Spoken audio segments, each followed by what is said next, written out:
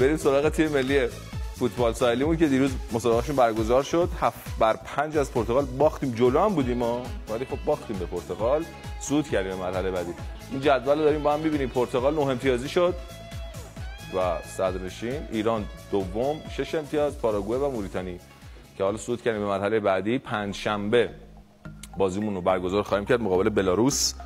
یا ان شاءالله بلاروس هم شکست میدیم، 1/4 نهایی رو میریم مرحله بعدی ان شاءالله تا فینال. فکر می‌کنم تا فینال به برزیل نمیخوریم، چون اومدیم یه سمت دیگه جدول با باختی که داشتیم.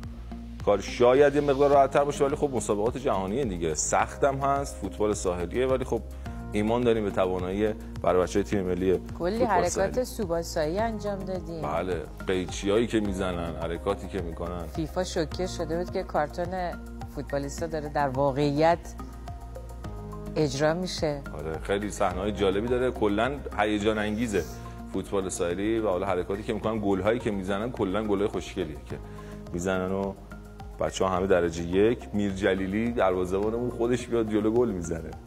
اینقدر حرفه‌ای درجه. یه خوشحالی هم داشت، خانم شریفی یادتونه؟ سری قبلی بود دیگه. بله. درجه یک همش.